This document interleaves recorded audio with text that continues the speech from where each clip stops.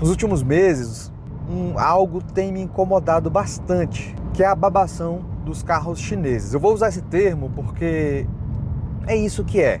Como se os carros chineses fossem a melhor maravilha do mundo e os carros nacionais fossem a maior porcaria que existe. Eu sei que os carros chineses são muito bons em vários aspectos. Claro que ele tem os seus pecados. Suspensão, para mim, de alguns modelos ainda é muito ruim. Tá? O BYD tem os modelos compactos são ruins de suspensão. O Raval H6 eu não achei lá essas coisas. Um Jeep Compass, para mim, nesse ponto é muito melhor. Mas no geral, são carros ok, tá? São carros bons e eu acho incrível o quanto eles se desenvolveram nos últimos anos. Tá? 20 anos atrás, a indústria chinesa fazia cópia de carros ocidentais. Então a própria BYD fazia cópia do Corolla Brad Pitt. Tá? Até outro dia tinha cópia de Land Rover Evoque, tinha cópia de picape Isuzu. Então a indústria chinesa se desenvolveu de maneira incrivelmente rápida. E agora que eles têm design europeu, tá? Eles contrataram um designer alemão que estudou na Itália, a BYD contratou, na verdade, né? Um cara que trabalhou na Lamborghini. Os carros ficaram incríveis. O Seal é muito bonito, tá? O Raval H9 é muito bonito. Mas o jeito que a mídia tem tratado esses carros e o jeito que ela tem comparado aos carros nacionais, que ela tem feito as comparações com os carros nacionais, eu acho injusto. Eu sei que os carros chineses são bons, mas os carros nacionais não se transformaram em porcaria da noite para o dia. Mas tem todo um contexto por trás de tudo que faz o carro chinês ser muito mais barato. A nossa indústria brasileira surgiu há 70 anos por incentivo do próprio governo, tá?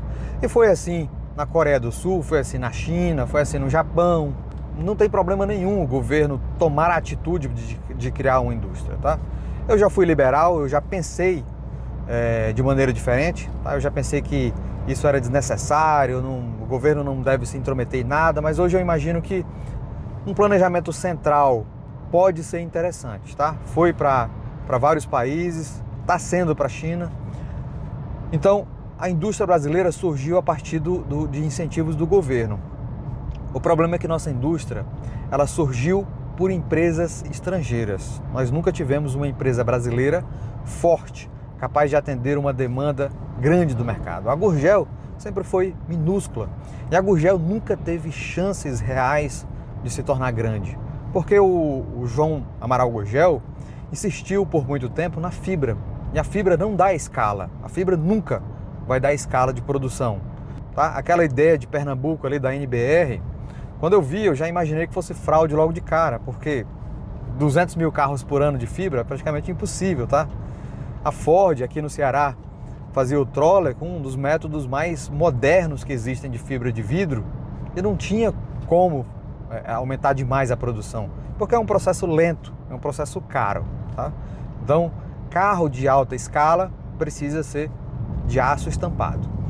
Bom, então a nossa indústria ela surgiu através dessas empresas estrangeiras que faziam remessa de lucro para os seus países de origem. Então a Ford e a GM mandavam dinheiro para os Estados Unidos, a Volkswagen mandava todo o lucro dela aqui do Brasil para a Alemanha e voltava pouco em investimentos. Eles mantinham aqui a produção de carros defasados ou gambiarras. Então o Fusca foi produzido aqui por muitos anos, a Kombi de primeira geração, muitos anos em produção aqui. O Chevette chegou em 74, ficou até 93. O Opala chegou em 68, ficou até 91.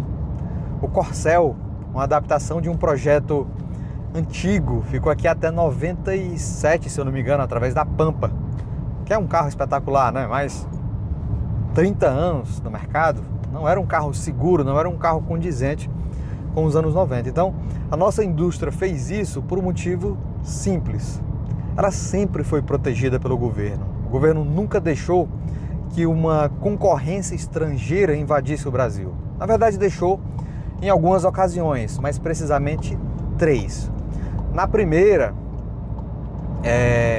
o Collor fez de maneira irresponsável uma abertura de mercado.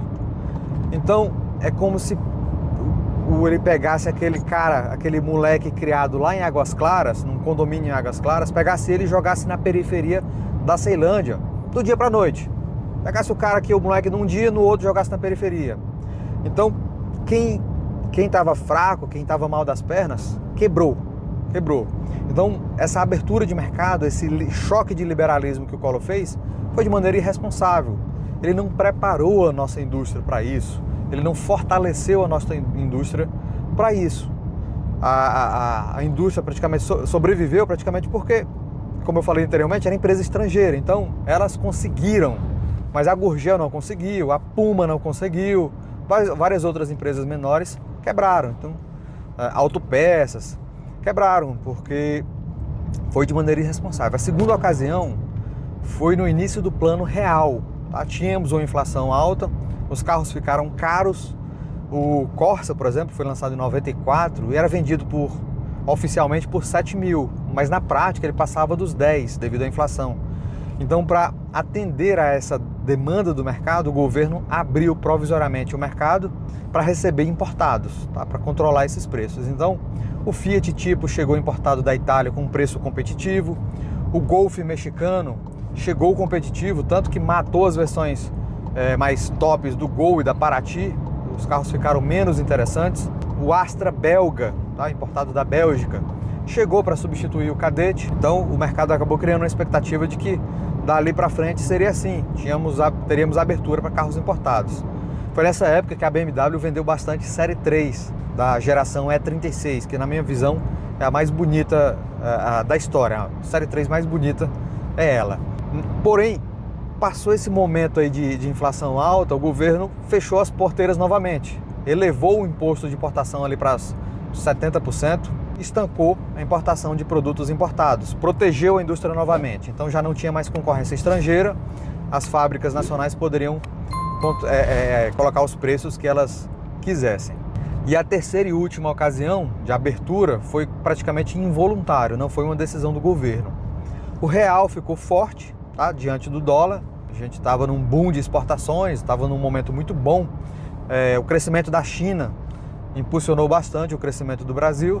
Nossa moeda ficou forte e mesmo com os impostos, com essas barreiras alfandegárias que prejudicavam a importação de carro, os modelos coreanos ficaram interessantes. Então nessa época tivemos uma enxurrada de Hyundai e Kia.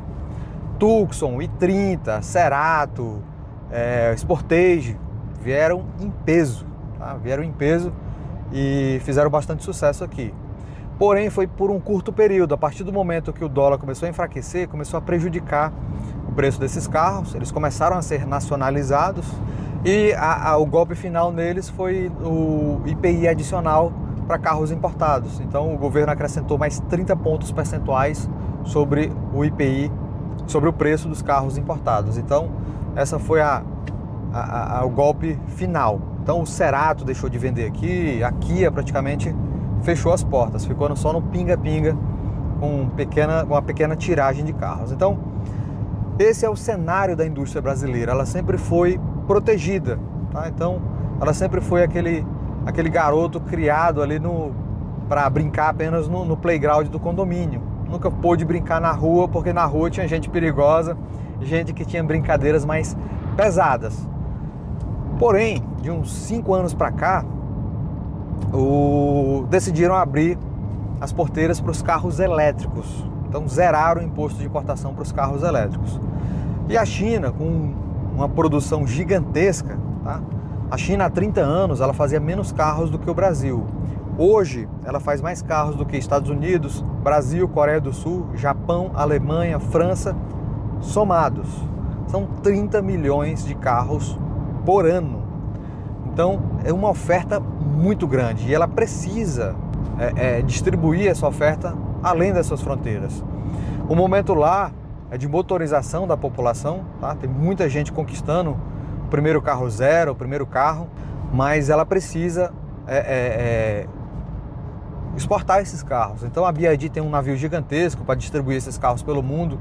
A Europa está recebendo muito esses carros elétricos chineses e o Brasil tem aumentado bastante a participação da BYD. A BYD vai tomar o lugar, provavelmente vai tomar o lugar da Hyundai no grupo das 4 grandes do Brasil.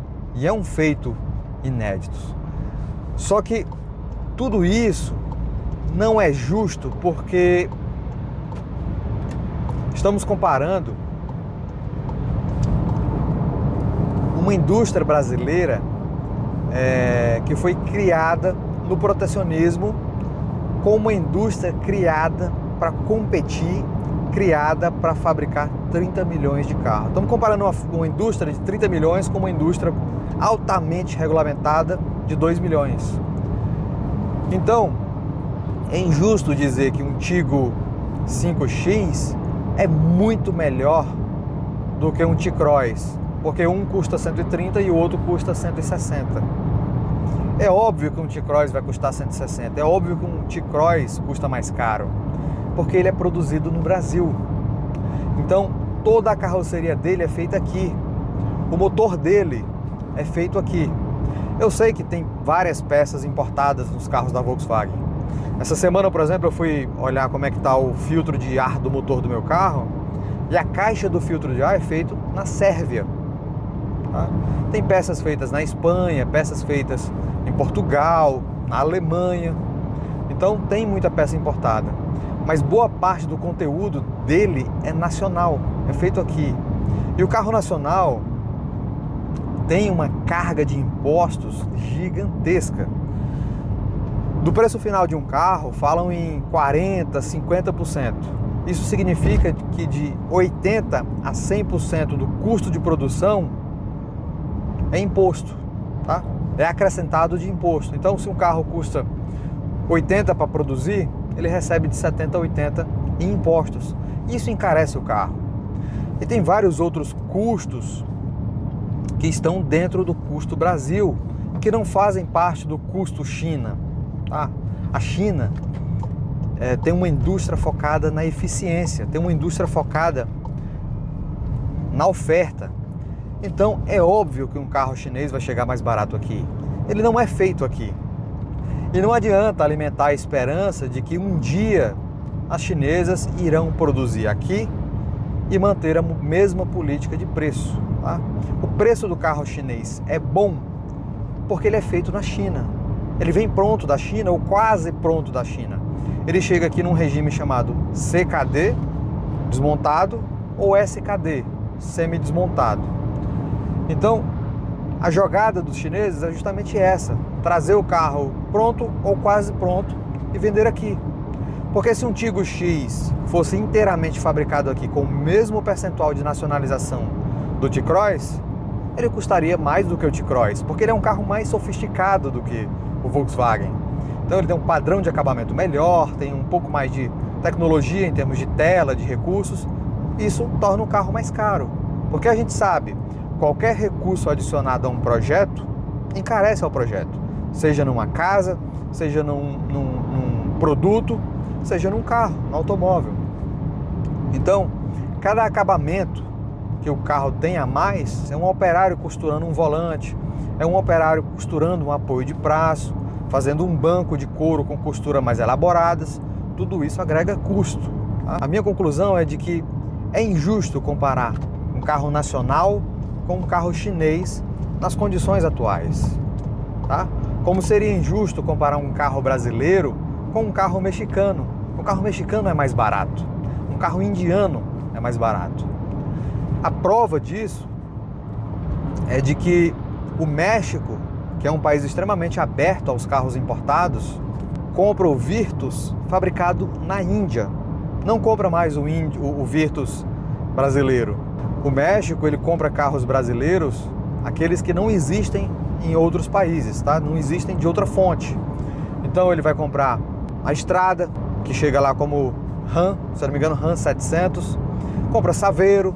São produtos feitos somente aqui. Mas se a Coreia do Sul fizesse Fiat Strada, certamente o México compraria da Coreia do Sul, porque é mais barato. É fácil criticar o carro nacional, é fácil elogiar o carro chinês. Mas nós estamos comparando uma indústria altamente eficiente, focada na alta escala, tá? Focada para produzir 30 milhões de carros por ano, com uma indústria que aprendeu a sobreviver no cercadinho. Para a indústria que foi convencida de que era necessário produzir tudo aqui. E por muitos anos foi assim. Mas de uma hora para outra, tudo mudou. E de repente, os carros chineses podem entrar aqui livremente. De repente, os carros chineses podem chegar aqui semi-desmontados e depois serem colocados nas ruas como carros nacionais. Então a comparação é injusta. Eu não tenho nada contra a indústria chinesa. Eu não tenho nada contra a tecnologia chinesa. Eu acho incrível. Eu gosto da história deles. Eu acho fascinante o fato deles construírem algo gigantesco em 40 anos. E hoje eles são independentes. Hoje eles conseguem desenvolver tecnologia própria. Tá? Embora o design seja europeu, a tecnologia deles é própria. E a questão do design europeu é importante para agradar o povo ocidental. Não porque eles não conseguem desenvolver o design. Tá? É só uma questão estratégica. Mas os caras são realmente bons. A minha crítica aqui é para essa indecisão do mercado, para essas comparações injustas. Tá? SW4 versus Ravo H9, Dolph Mini versus Pulse versus não sei o que, tá? EX5 versus... Não dá. A gente está comparando um animal criado para ser solto na natureza, para correr, para ser livre, com um animal que tem uma bola de ferro amarrada na pata. Então é uma comparação totalmente injusta, uma comparação totalmente descabida.